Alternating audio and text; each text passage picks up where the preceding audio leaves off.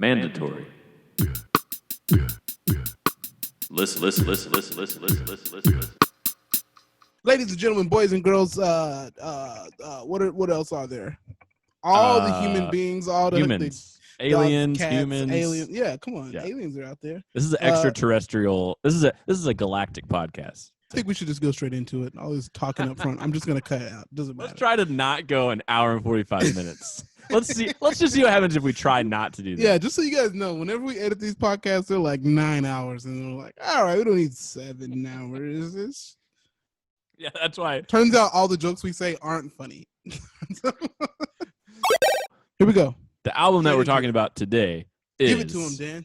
1999. Yeah. By Prince. Keep going. Okay, so this came out in 1982, specifically October 27th. This was Prince's 5th studio album. In as many years. All right, I'm gonna try to name. Wait, can you name them without looking? I can. Oh yeah. You want me to do it, or you want to do it in order? I mean, I'm not gonna go through all 39. Prince did. No. I'm saying the 39. 5 ones before this. Okay, For You. Nice. What year? 1978. Good. I like it. Self-titled Prince in 1979. Yes. What was the color of the album cover? Ah. That's the one where it's blue background and he has no shirt on. Okay. Yeah. That could be any of them, but I'll believe you. I guess you're right. You're I believe right. Oh, we didn't have a shirt on that. Okay. Oh, that one. Dirty Mind, 1980.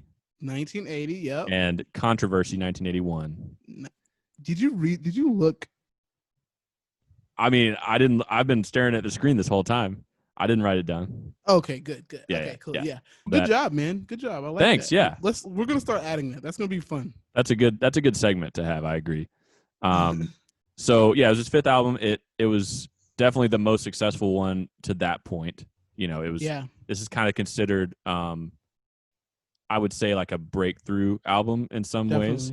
Definitely. Purple Rain is a whole nother level, of course. Yes. In terms of there being a movie. I'm gonna save some of my things for like when we actually talk about the album. Yeah. But yeah, this is like definitely one of the like not one of the like the time when everybody was like, oh, Prince for real. Yeah. I just like I said, I didn't know much about his earlier years, other than like I know I Want to Be Your Lover.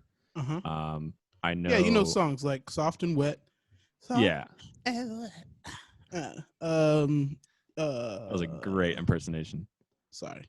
No, like that was actually like sometimes your impersonations are just you're like, check it out, I've been working on it. And I'm like, that's terrible.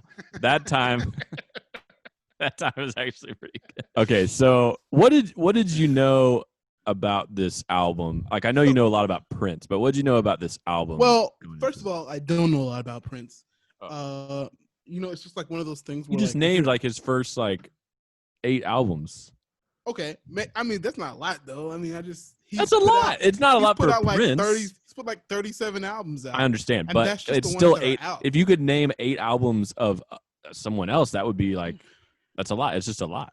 I think that Prince is one of those people that he has these like fan bases that are just ridiculous, and like everybody does.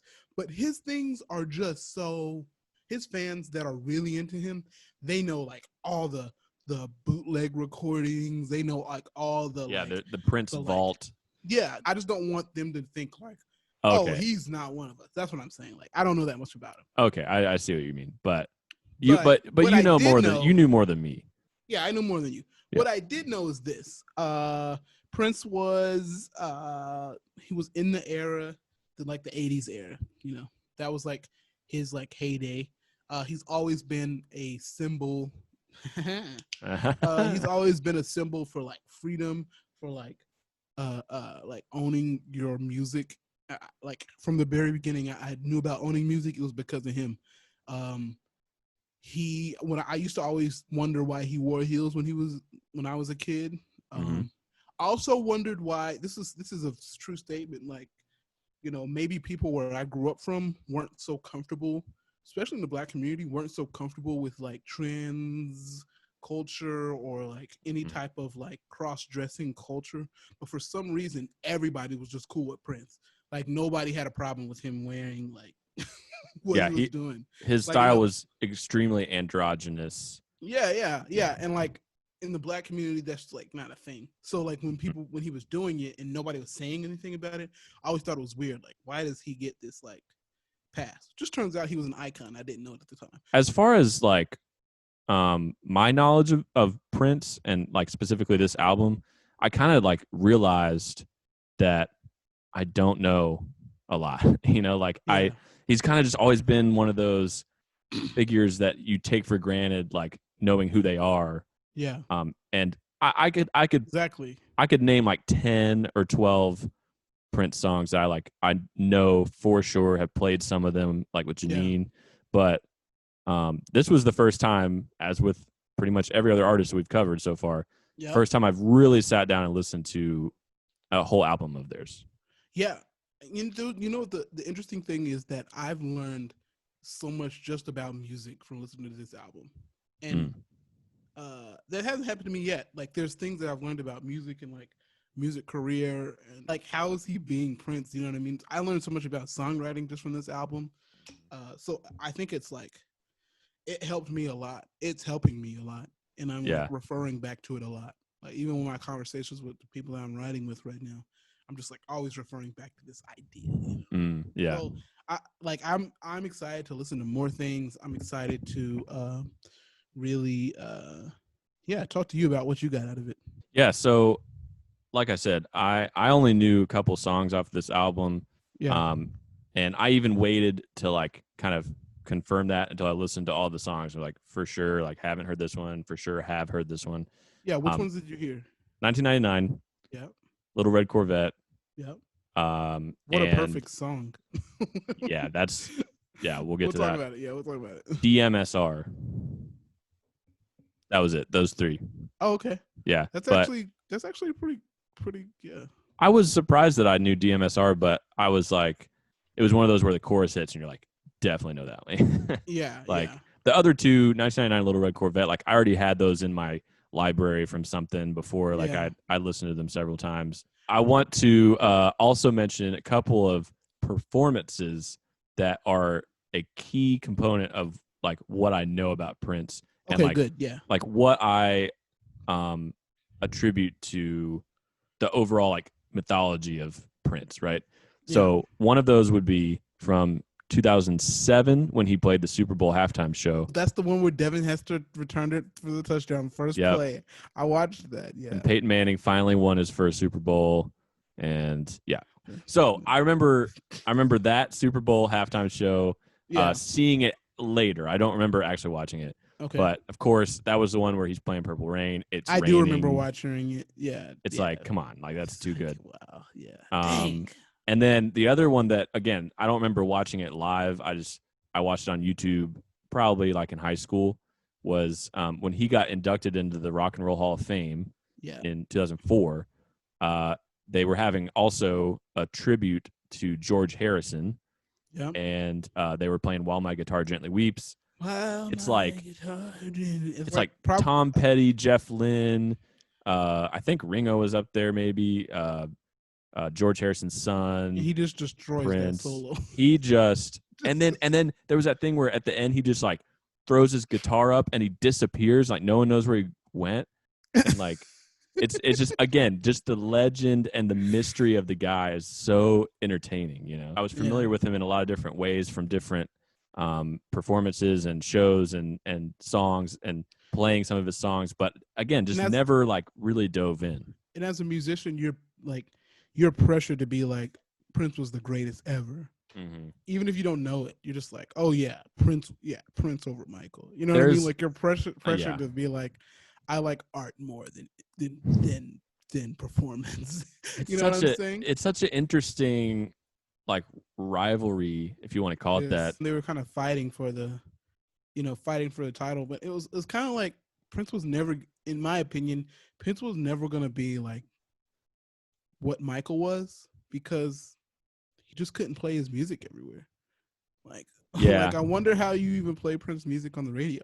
Like there's a lot of stuff on here that's like I was like, oh shoot. Yeah, that leads me to the hook of the Yeah. album. The hook for me, I literally wrote down, shoo wee. Oh god. Is it hot in here or is it just me? That was literally, I literally wrote down like 7 O's No, and like that's bad. 10 E's. And Chewy. that's kind of an inside joke with my friend Caleb, who goes to church with me. Oh, okay. I'm For some glad reason, it's an inside joke because that was made me feel uncomfortable. That really did. that it should make you feel uncomfortable. You sound like Billy Ray Cyrus. Shoo You sound like an episode of Hannah Montana. Yeah. Doggies. I mean that is like, I'm being, kind of dumb or whatever, but it was like actually kind of too hot for me. Like every song, man, every song is like, ooh man, blah blah blah. Like it's so sexual, it's so overcharged, and like, That's not even and this is the commercial album. right. You know what I mean? Yeah.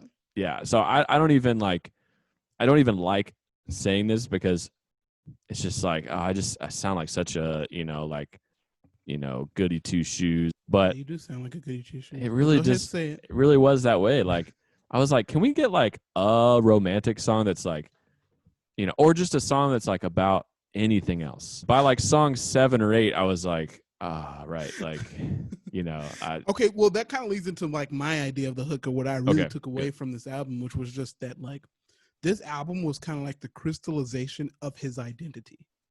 And like what I really took away from this album, which this maybe should be talking about this in, but I'll just give it to them here, is that he figured out a way to, like, I was talking with Josh about this, is like I don't like I write, when I'm writing right now, I'm like writing songs that are like deep and annoying, and I just like, I don't like that. And then when I listen to a song like Prince, it's like he writes like, like it's simple: dance, music, sex, romance, one chord for 20 minutes. Yeah. Like it's just that, right? What I like is how he just crystallized his identity, and like his songs are extensions of his identity. His songs aren't the meat. He is the meat. You know what I'm saying? Like he is the thing from which all his music and ideas and ideas about life flow. And the songs can be simple. You know what I mean? They don't have to be super deep, even though he's a super deep person. You know what I'm saying? Mm-hmm. And so I think that like he was doing this in the other albums before, but it just never was like crystallized into a way where all the songs of the album were good, or like, you know what I mean? Like I just feel like he kind of like perfected it in this album, or he really got really got close. And then of course like Purple Rain is like him even taking the fat off even more. You know what I mean? Yeah. But yeah, that's kind of how like what I got from it, like the crystallization of who he was, because he was still trying to figure it out. Right.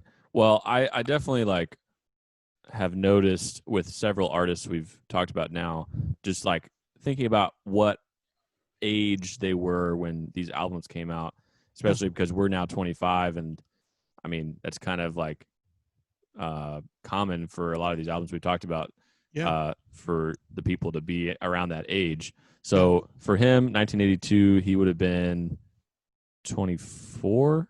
So like, and so again, for it to be his 5th album, like, it's just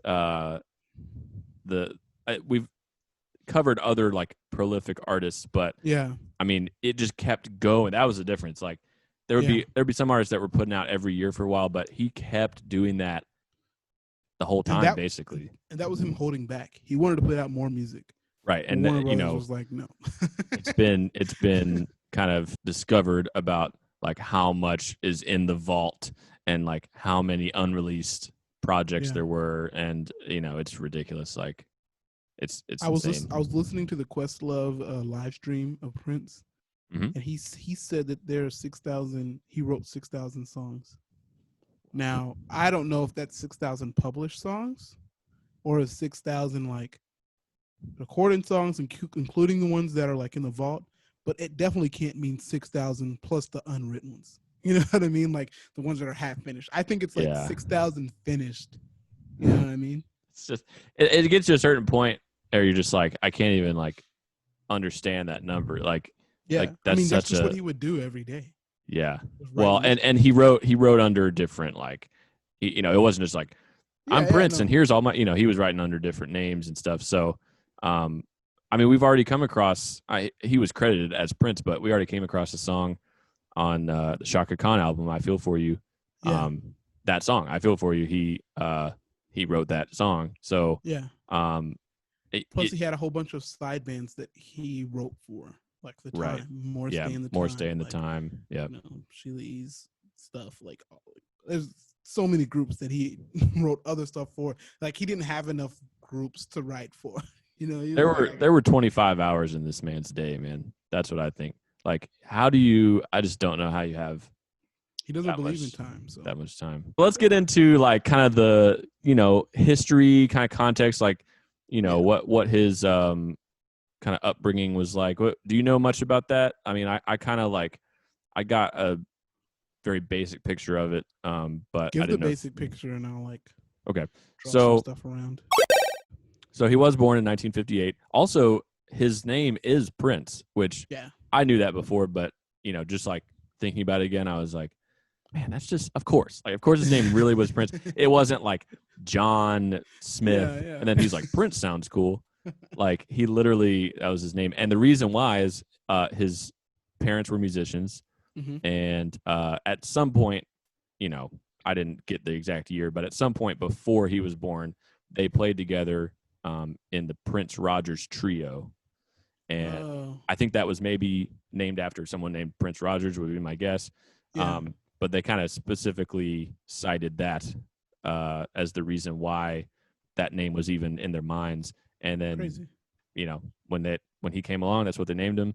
And Prince Rogers Nelson. Prince Rogers Nelson. So I think that names are important, and this is a whole other thing we can talk about some other time too. But like, I've thought before about my name. Like, what if I was named? I mean, not even anything crazy. What if I was just named like Alex? Like, how like I would view myself differently. Like, if you really think I'll about be it. honest, I probably wouldn't mess with you like that. I don't really like Alex's like that.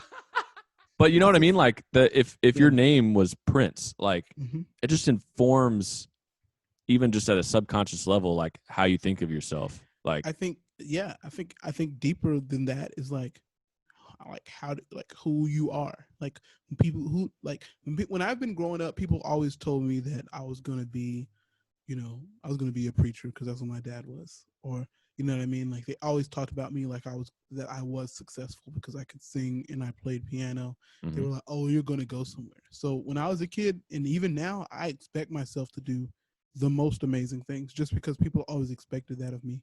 Yeah, yeah, So I think that's like names have that something to do with that, but just also like what do people expect of you? Like when yeah. you didn't think like there was never a thought in your mind where you were like, I'm not going to college. Like your parents were always like, you're going to college. Mm. You know what I mean? Yeah. They were like, yeah, going to college. Yeah, and I've had so many different people in my life, like, with just like affirming words, you know, and like yeah, I mean, my family, but also friends. So like, it really does, when you think about it, really it changes who you actually are, not just who you think you exactly. are, I guess, if that's, you know, kind of the deeper point. So he was born and raised in Minneapolis, Minnesota.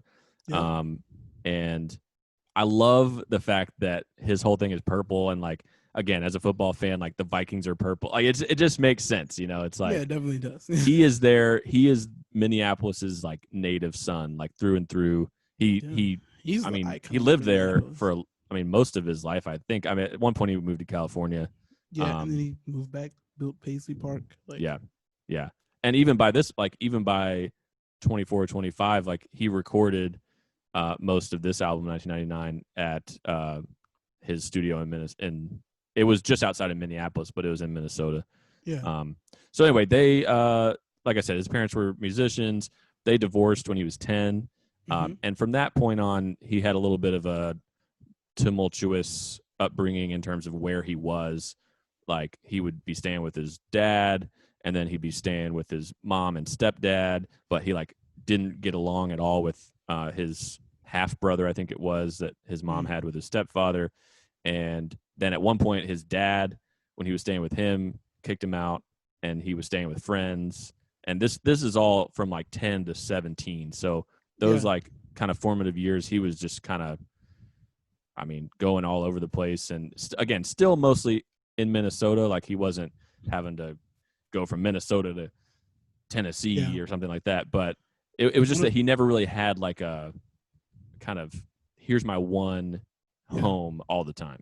One of the like kind of like more disheartening stories I've heard about Prince from, I can't remember exactly where I heard it from, but I trusted it enough to tell it here, is that when he was young, he, you know, as it was described, he had like started to have like feminine tendencies, or like would do certain things that people like his family would be like, what's he doing? Like, is he gay, or is he this?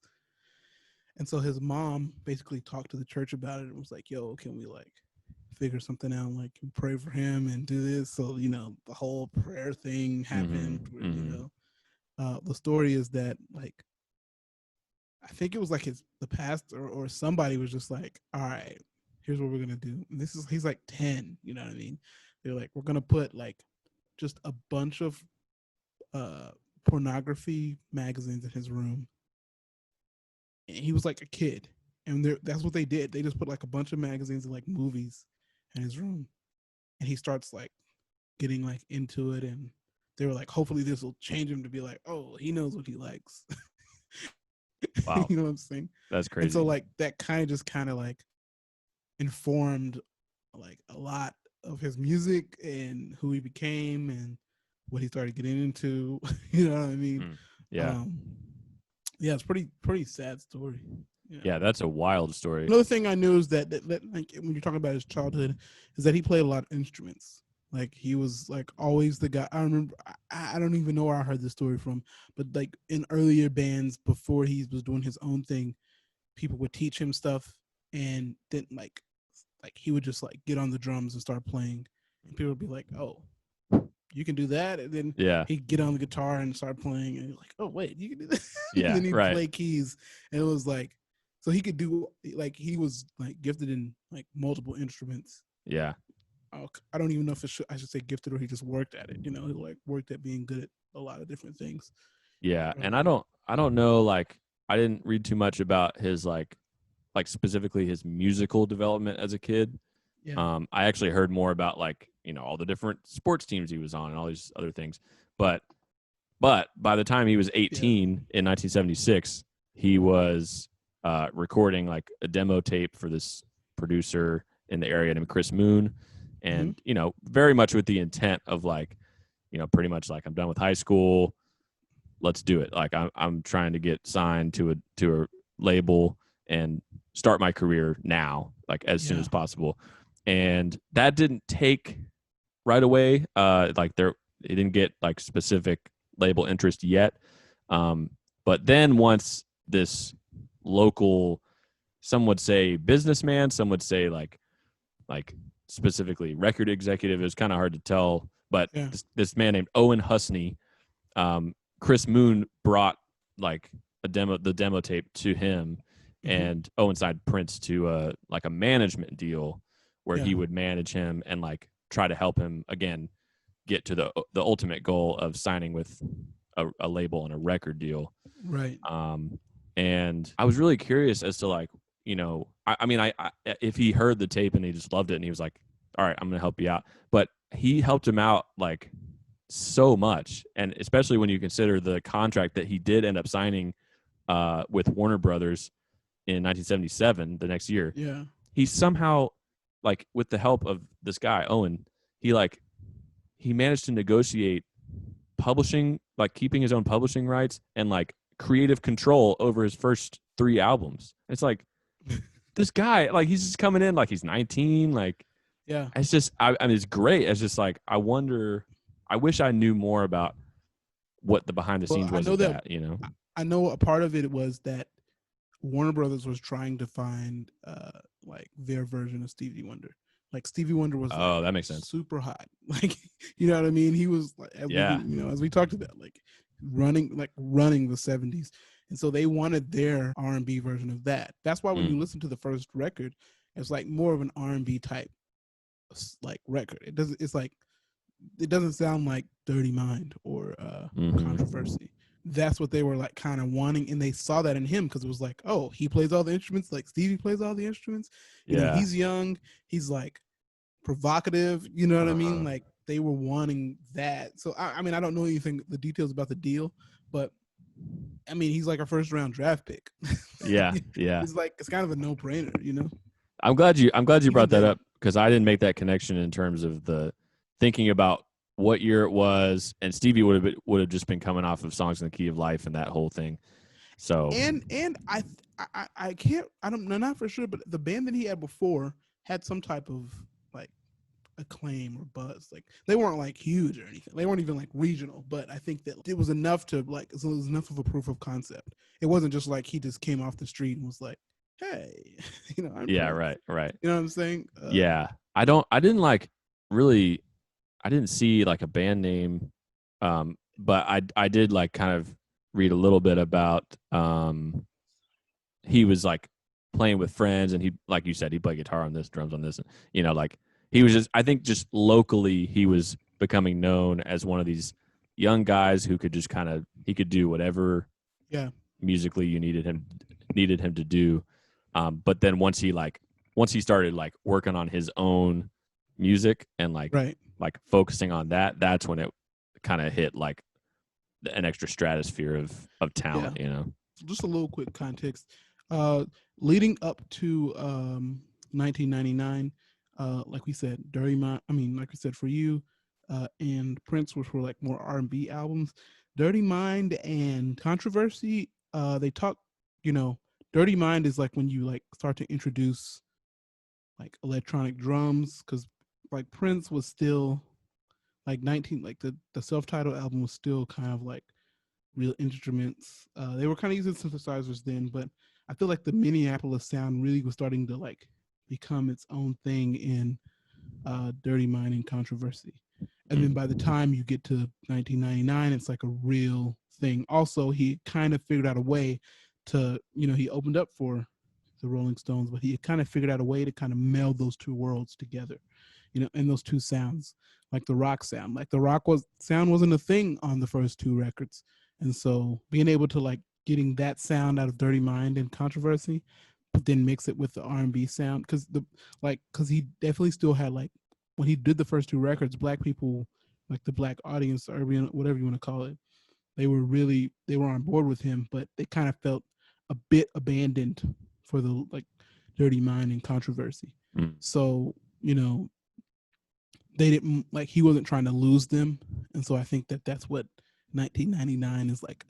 He finally like combined his audiences. Right. Yeah, that makes sense. I mean, I could definitely hear that on Little Red Corvette. Yeah. You know, that actually, that song at one point was on the pop chart, rock chart, and R&B chart all at once, and it was like kind of a hit on all of them. It's like, you know, that that's one of those things that you really can take from all these, you know, chart examples we talk about, is like looking at not just what was the top 40, but how was it doing in these other like specialized kind of areas where they really like look more at the actual like demographics of the audience, you know. Right. And when did he tour with the Stones? I think it was in 81. It was either 80 or 81. And around that time, he was also he opened for Rick James at one point. I think that was in 1980. Yeah. I think that I've heard people talk about how he kind of like he was starting to like develop the sound of like playing in stadiums. And that's what like 1999 and definitely Purple Rain was a like proof of, you know, he's like studying that type of music, like how to make those songs. So yeah, let's just, I mean, unless we have anything else, let's go ahead and get to the. Well, I was going to say one more thing about that, kind of off of what you said, is I looked up like, you know, where did he play? Because I mean, the Prince Vault, if any of you haven't been, like I hadn't been to, I think it's princevault.com. I mean, any and everything you could possibly want to know about his Oh, I actually career. never go this. I never even went to this. Yeah. I like I said, I hadn't been before, but I literally was able to find the not just like where he played on a tour like the 1999 tour, but Yeah. like what the dates were, what the set lists were, Yeah. like the order, like it had like a map of the US and it showed like the whole I mean, Are there recordings incredible. on there? I didn't see any recordings, but Or there at least might like be. lists of recordings? I don't know. I mean, I wouldn't be 'Cause I want to know surprised. all. I want to know all the boot. Like, isn't there an album called the White Album or something like that, or something? The Black know. Album. I just want to know all the other stuff that's not the main stuff. Yeah, yeah.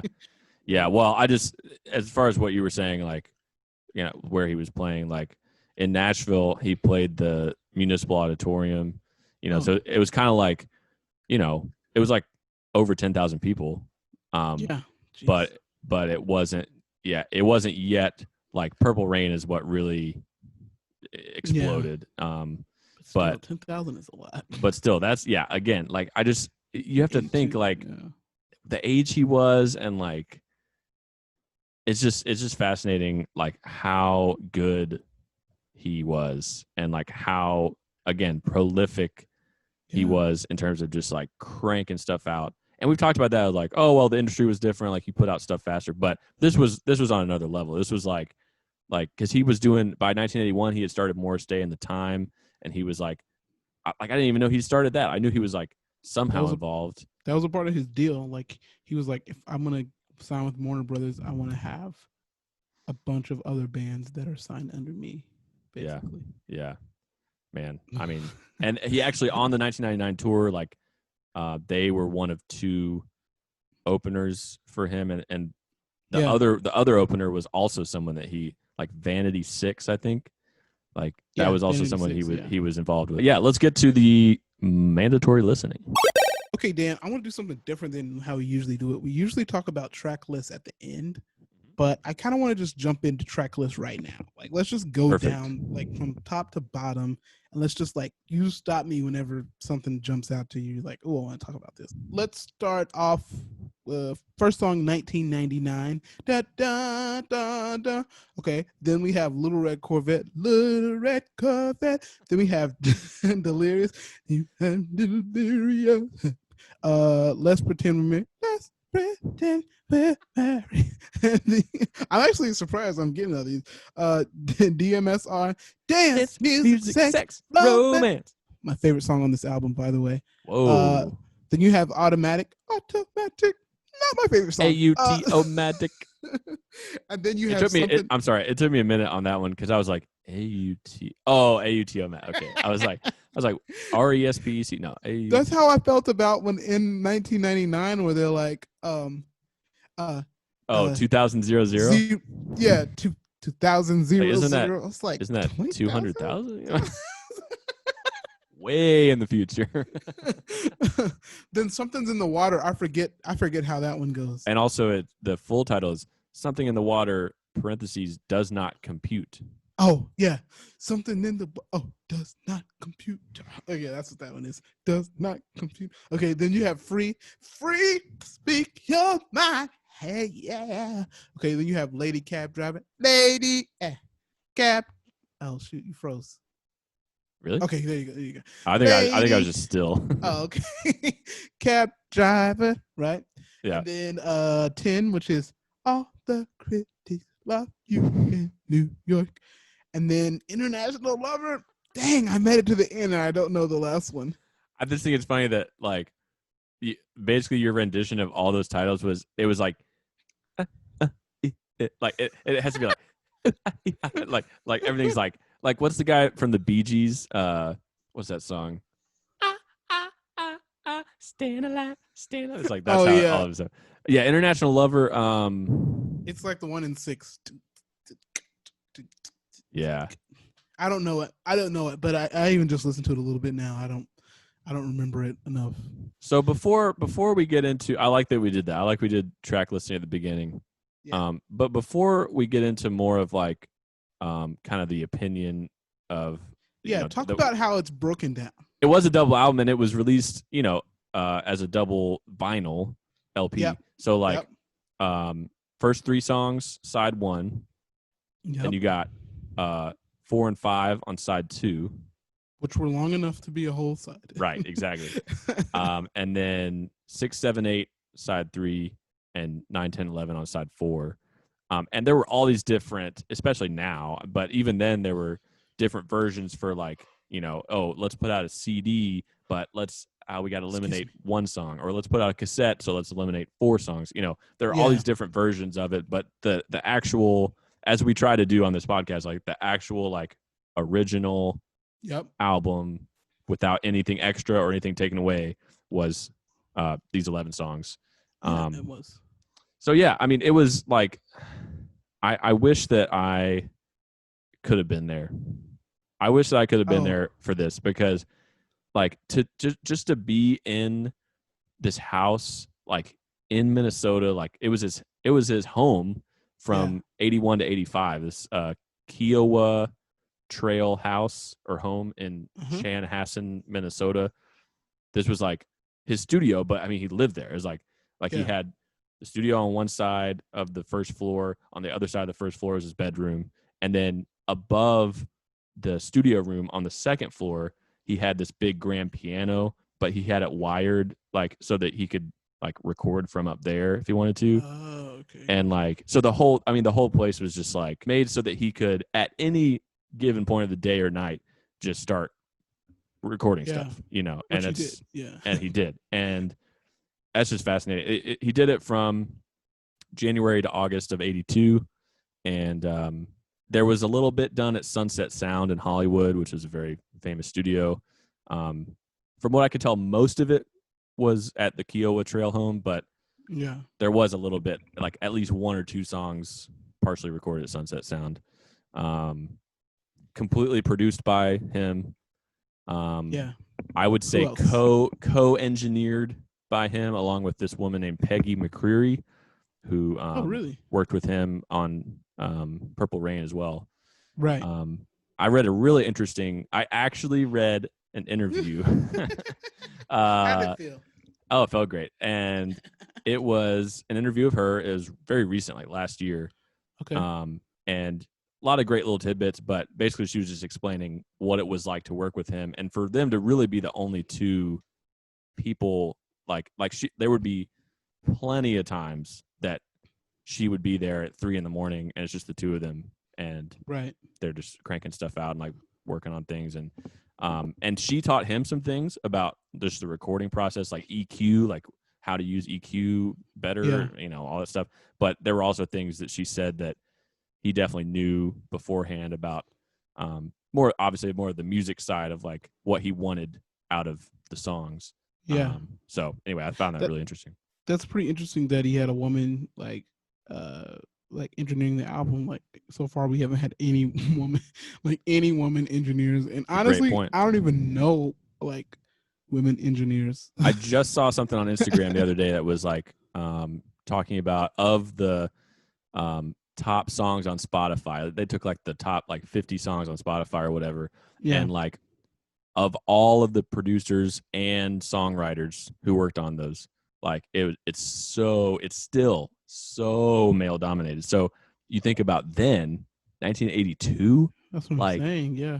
I mean, and he clearly like respected her a lot, and it was just mutual respect was kind of the vibe I was getting from her interview.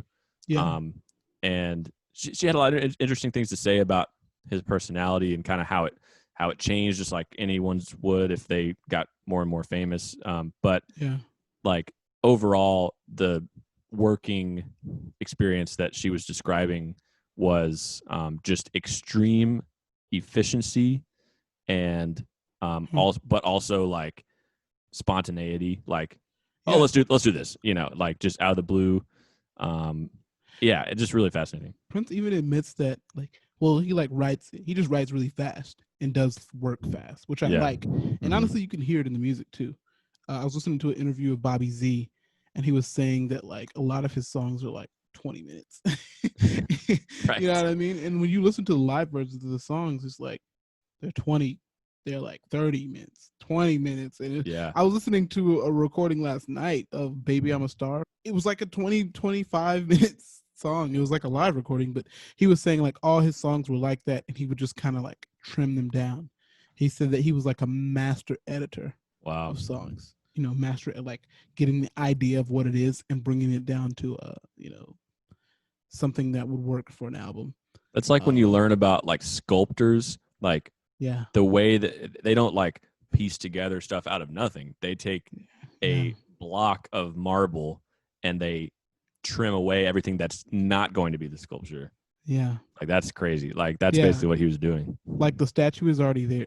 Like the masterpiece is already there. Exactly. Yeah. That's the most beautiful thing. You don't have to put it together. It's already there. You just got to take away the right things. So he just wrote really fast. And they even talk about how he was trying to write more. He was trying to have like release like 6 albums, like not 6, like 2 or 3 albums a year. That's what he wanted to do. Yeah. But because he wanted to kind of like follow in the footsteps of like James Brown and how they made music in the 60s, which was like, we know like Aretha was making albums like 2 or 3 albums a year. You know what I mean? Yeah. Because the recording process was different. But Bobby was talking about how like MTV kind of changed all of that to where all of a sudden you got in a cycle. And like now we have cycles where it's like you put something out, you got to wait 3 months for it to start getting on the radio. Then you got to wait, you know what I mean? You got to wait more time for it to get video played. Now we actually can promote it. Now let's put another single out, you know what I mean? Yeah. Now you have the single run, like put the single out first. All that stuff just ends up meaning like it's usually like a year and a half before you're supposed to release a new record. Right. Which was like totally averse to what he was trying to do. Yeah. He's like, what? That's way too long. Yeah. So he wasn't even happy with the album a year thing. So as a result, I think that he even mentioned that a lot of his albums weren't mixed well. And, that's interesting to hear. But yeah, because I mean that's he was basically co-engineering it is the way that I kind of understood. There was one other guy who was kind of credited as co-engineering named Don Batts, but I think it was maybe one of those situations where it was like 1 or 2 songs, but like it was really him and Peggy McCreary the whole time. And then it was mastered by this guy named Bernie Grunman, and I'll come back to him for my 3 on 3 because he's a fascinating nice. Or well, not fascinating, but he just has a lot of Bernie has to be fascinating. He just has a lot of cool credits. But yeah, and also speaking of mystery, like I couldn't tell you one thing about how to master an album. All I know is that it sounds better. Generally, it sounds like just more like complete and together when it's mastered versus when it's only mixed. I think mixing is something that myself and plenty of other people can kind of like wrap their head around easier. Like, oh, okay, if you turn this up or down, but yeah, anyway, I'm so interested in like these guys. You just really simplified mixing. Well, yeah, I'm not going to go into the whole. Just turn it up and down. Yeah. Yes, I understand. But yeah, so also the like amount of people on this album. We've talked about these pop albums recently, like the Whitney Houston one, and even like Shaka. Shaka, even the like Paul Simon, and some of these records like Stevie one. Yeah, there's like just a lot of people, and sometimes that's great, like it's necessary. Yeah. For Prince, not at all. Like it was him and like some backing vocals. The only guy or girl who played any other instrument on any of the 11 songs was Des Dickerson, and he played the guitar solo on Little Red Corvette. That was it. Really? That was it. I know that. Yeah. Everything else was Prince, and then Lisa Coleman, Jill Jones, Wendy Melvoin. They did background vocals and co-lead vocals on 1999. But it's all Prince, man. Like it's amazing that, and forget songwriting. I mean, of course he was the only songwriter. So like there's so much that's coming, like you said, out of him. He is the meat, and everything is like there's not like 10 people going, okay, here's what we can do for this. It's crazy. Talk about the drums. Like, what did you, as a drummer, what did you pick up like when you first heard it? So, what's your first impression?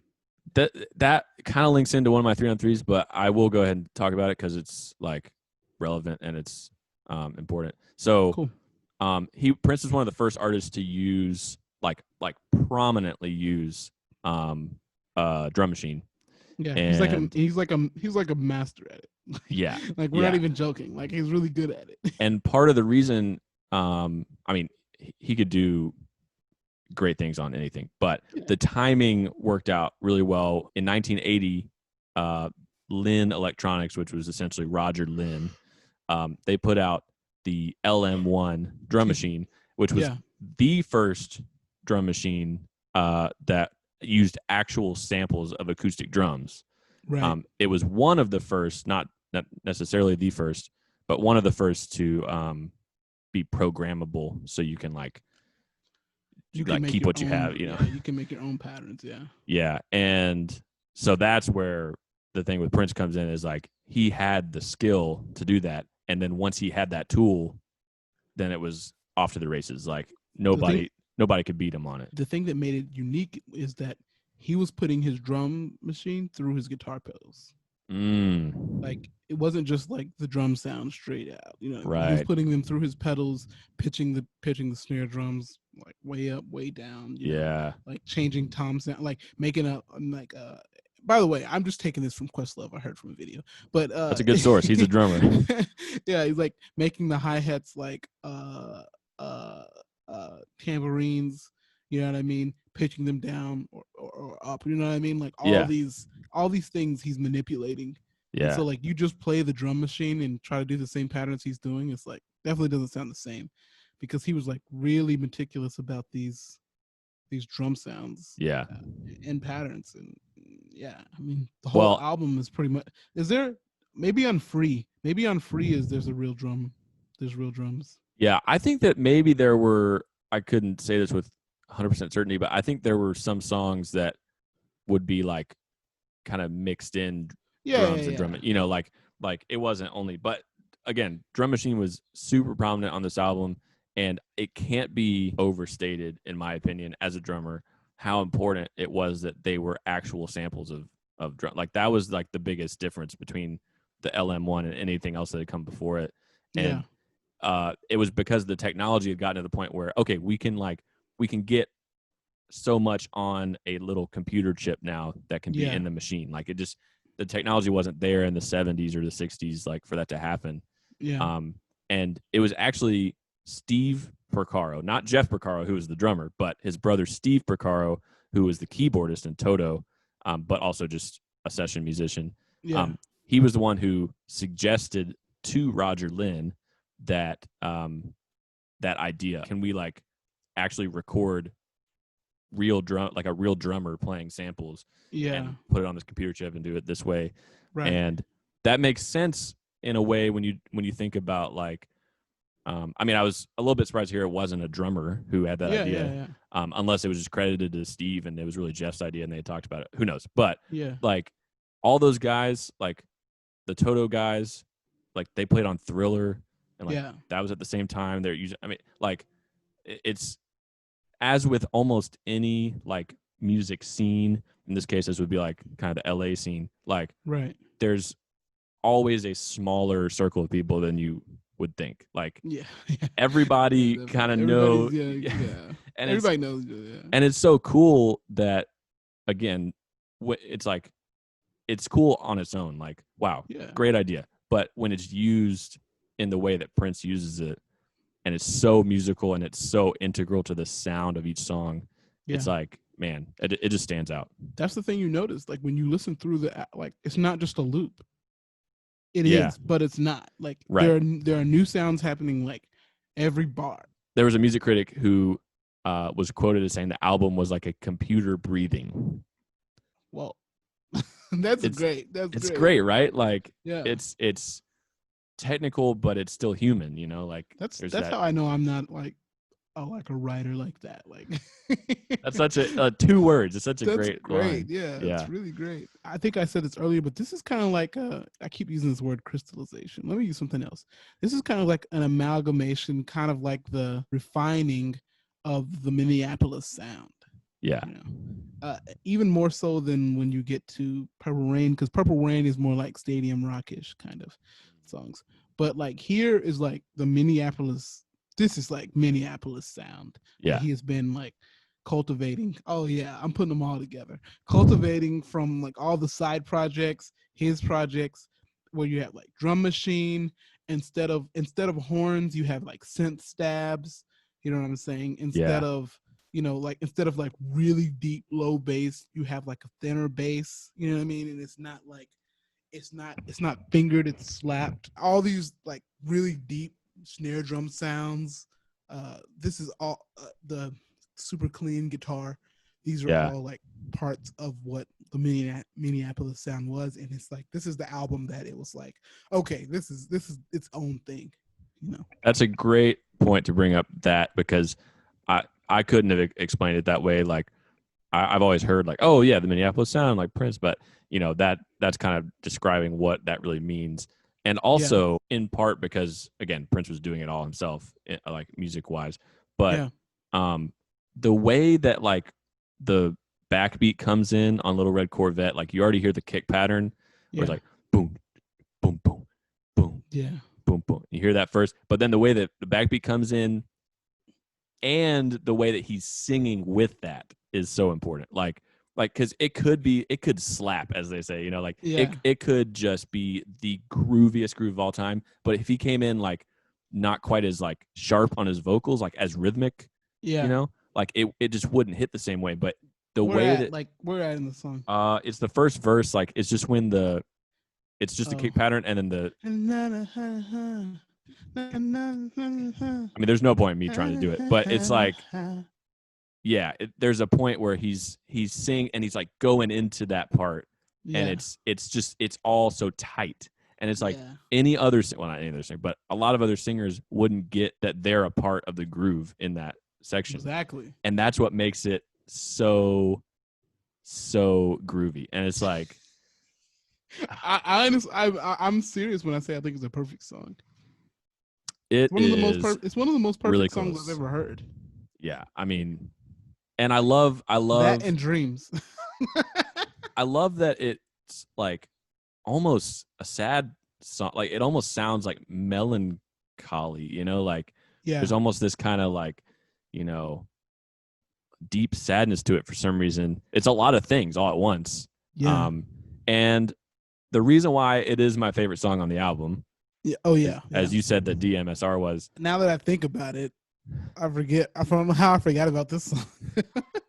This song, like by far was my favorite song. Like by far, okay. By far, yeah. And I'll go ahead and say like, my overall kind of thing with this album, I kind of alluded to it before. It was just a little bit much for me at points. Like there were a couple songs where like I was trying to like still be in it in minute 6, and I just like I was struggling a little bit, and I'm a fan of long songs. Like I don't want to just be like, oh well, if it's over 5 minutes and count me out, Right.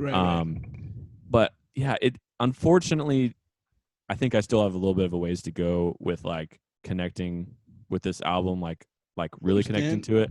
Yeah. There were like Little Red Corvette. I mean, incredible song. Almost every song had like a moment or two of just like musical greatness. Just as a whole, this one like didn't hit the way I thought it would, and I chose this album too. Oh, okay. Even from the beginning, the first time you listened to it, you were like, and like, yeah. And the tough thing was like, I knew like most of the songs I knew. Well, two of the 3 songs that I knew going into it were the first 2 songs. So once I got past that, it was a little bit like, oh, there's still all this to go, and like in that middle section of the album, like the songs are stretching.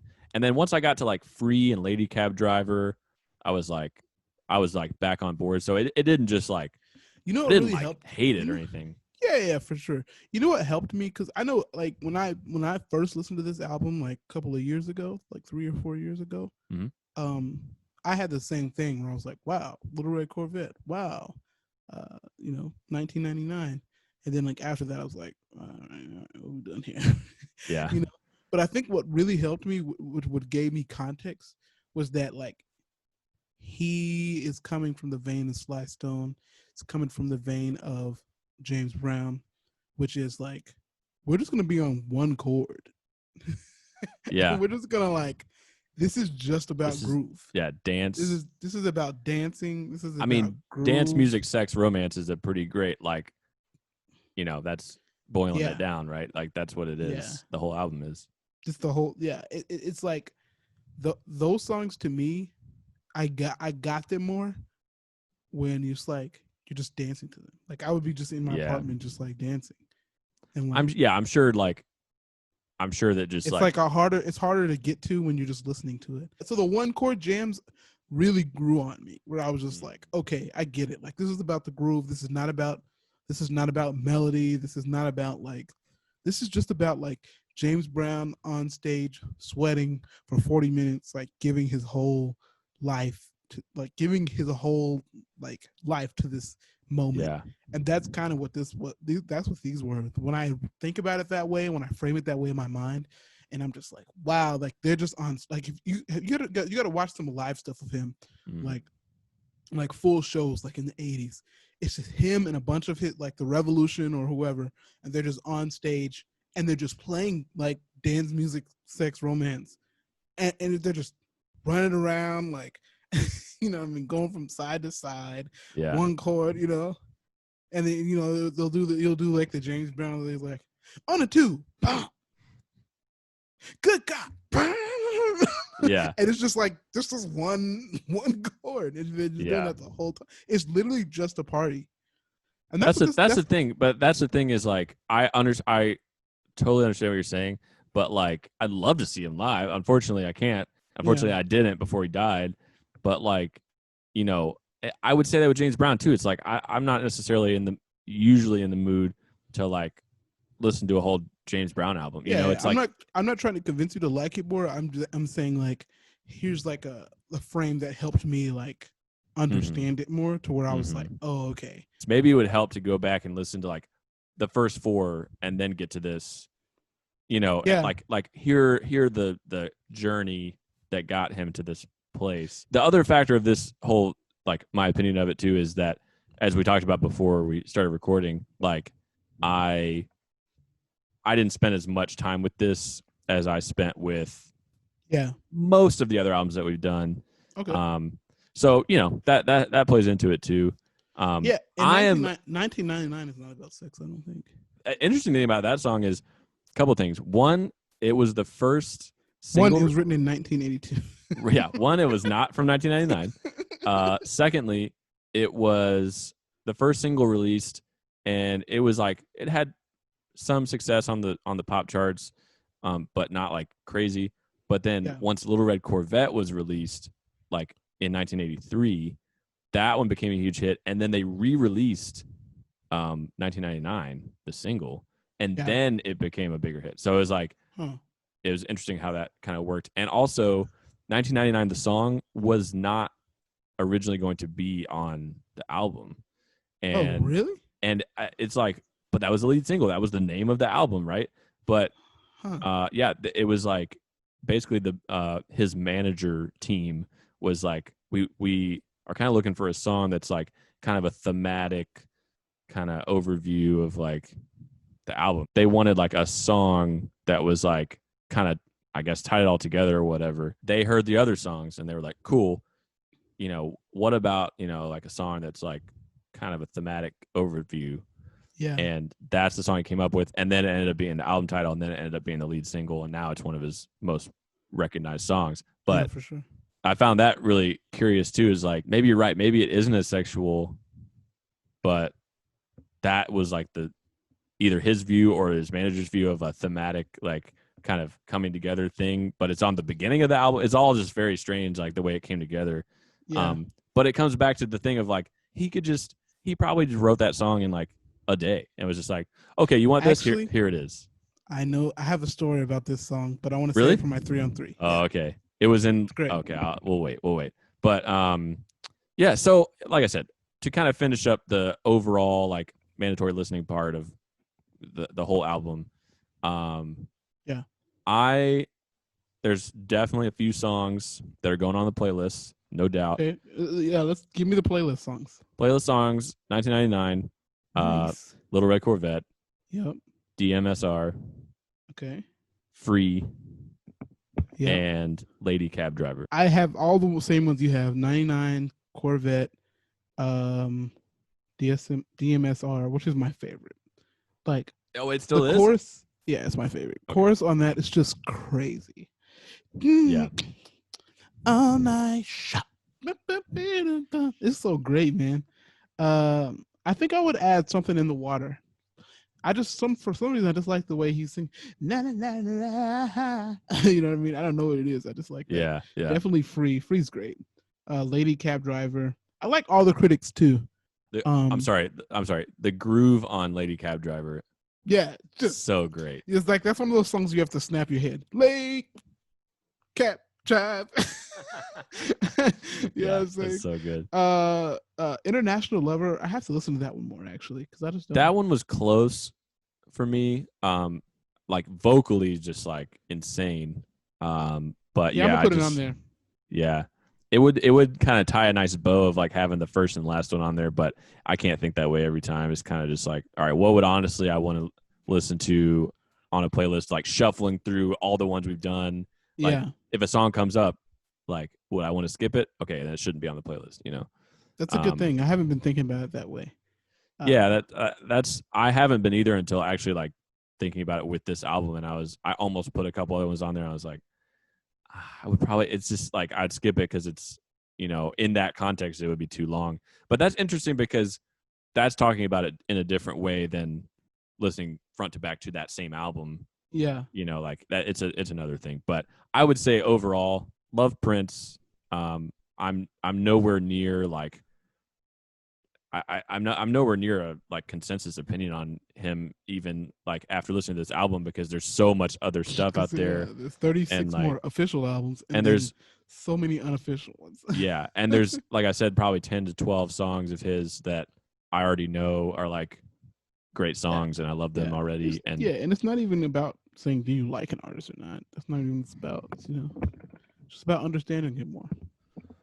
Yeah, but I want to be able to like have a chance to like someone, give each artist a chance, even Madonna, who I've said before, like I just don't get, but a lot of that is because I've literally never listened to her music. So, if when you think about it more, it's like there's fewer and fewer artists that you can really say like, yeah, I just don't like them because it's like either you've listened to them or you haven't, and that's kind of what it comes down to. I mean, you can still have favorites, but I shouldn't say that I don't get Madonna because I haven't listened just as much as someone who hasn't listened at all to Rush shouldn't say like I just don't get Rush. Like how many songs have you listened to? 2. Okay, well, so it's like you have to give each artist a chance each time, And I think it's almost better if you do listen to it and you're like, yeah, I don't like that. Right, because you're like actually deciding. Yeah, it's better than like, I mean, you're fine. It's better than like that's if you're not on either side, you're just like, it's whatever. That's what I don't want to live in. I was thinking about that today. I don't want to be in that in between zone as an artist. Like either like me or don't. But I need to make it like clear enough to where you can like it or you don't. Yeah. That's a good point. All right, are you ready for 3 on 3 or did you have anything else? Yeah, I mean, we already talked about some of the songs here. All the Critics, Love You in New York. I think that's kind of like a troll. I don't think the critics liked him or something like that. I can't remember exactly what it was. They ended up coming around, but I don't think the critics liked him. That's why he wrote this song. Yeah. Which in Prince world, you'll find out that he definitely trolls a lot. Like that's like a thing he does. In his live shows and like he's just like he's that type of person. Yeah. So I don't know, man. I love this album. I'm gonna listen to it more. I learned so much from it. Like the thing that I like about it is the simple songwriting. And when I say simple, I don't mean that in a negative way. I mean that in a way that like what you're wanting to say and you're saying it. You're not Mhm. like creating these grand metaphors that that your listeners have to do work to listen to. You Mm. know what I'm saying? Yeah. The depth is you as an artist, and we had to come into the world of Prince to understand him. And even if you didn't, you can still like 1999. You know what I'm Mhm. saying? Yeah. Even if you know nothing about him, you can still like DMSR. That's exactly what it is. It's nothing Yeah. like you're gonna listen to that song. That's what he's talking about. It's Yeah. not like, oh, what he means is world peace when you come together. It's not like that. You know what I Uh-huh. mean? Uh-huh. And so I really like that. Yeah. And I'm just now starting to understand that as like an artist and songwriter. Yeah, let's go to 3 on 3, bro. 3 on 3. Okay, so I'll start off. Like I said, 1999, Little Red Corvette, two songs I was already familiar with, Yep. and it's not because I was around and seeing the music videos, but the music videos for these two songs were very, very popular on MTV. Actually, And never. I haven't watched any of the music videos. I don't yeah, even know if I've ever watched a Prince music video. I still haven't either. Unfortunately, I'll probably do that right after we finish. Yeah. But those two videos, they were two of the first by a black artist to receive like actual heavy rotation on MTV. Um, Michael Jackson's Thriller was around that same time, of course. Like we said, those two albums were released within a month of each other, and the Thriller video was like an event. Like that was Yeah, a yeah, whole thing. But I mean, when you look at the larger, like you kind of zoom out, look at the larger context of the time, like MTV officially launched in August of 1981. So it was still like pretty new when these albums were coming out. So like Michael Jackson, Prince, Donna Summer, I think was another one who was getting um, some rotation on there. But especially like at the very beginning, I've read a little bit about how MTV was like really trying to be more of what they called album oriented rock, or you'll see AOR as like yeah. the lettering there, but like that was kind of what they were going for. Um, Right. Basically, they were saying, well, like we want, we have a white audience, we want white music on there, Uh-huh. but you just didn't say it like that way. Right. Um, but the interesting thing to me about that is Prince was able to kind of break. I hate saying this term, but like kind of break that color barrier a little bit in Mhm. terms of what MTV was kind of willing to show. But then, like we've talked about, that's not the only kind of line that he was bouncing across. Like Yeah. everything was just so uniquely him, and like that gets into the androgynous thing, that gets into his stage personality, and then the racial component too. So just a Yeah. really like, it was interesting for me to think about like, oh yeah, MTV was like in its second year still as a thing, and like, Yeah. Yeah. It was new. That's and what. Yeah. those videos were crucial to like kicking off the popularity of each of those songs. And Right. like I said, Little Red Corvette kind of exploded a little bit faster, and then 1999 had a little bit of a second wind afterwards. And Right. then Delirious was the third single, and that was a top 10 hit too. So Jeez. it's funny how like every other album we talked about, all of them have had multiple singles, except for maybe one of them. But Uh-huh. most of them have multiple singles, and they're never just like the first three songs on the album. Right. And so when you listen to this album like top to bottom, you're just like, you realize side one is just like, it's just hits basically. Just hits, bro. So this is the 3 on 3 about 1999. So, um, Prince, the Revolution, uh, I think it's the Revolution, are on tour. This is before they recorded this project, Mm-hmm. and they're like in the van, trying to figure out a place to go for the night, for the hotel or whatever. And so they're like driving past this hotel, and they see a sign and it says HBO here, basically, Okay. like, which was like a huge deal back then. Like every hotel pretty much has HBO now, but Right. like then it was like, oh shoot, there's HBO in this hotel. Uh-huh. So they're like, all right, we're gonna stop here. So they stop there. You know, they all get in their hotel rooms and get, you know, settled or whatever. And they come and they all go into one room, and they basically watch this documentary about what's the guy's name that predicted the end of the world? Nostradamus. Yeah, Nostradamus. there was a documentary about Nostradamus and how he predicted that like 2000 or like 1999 would be the last year. So it was like a big thing, and then they were all like freaked out about it and like all like way into it, and it was like crazy, right? Yeah.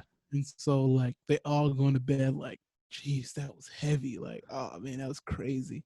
And then like literally like that night, Prince writes the song 1999, shows it to him the next day. Wow.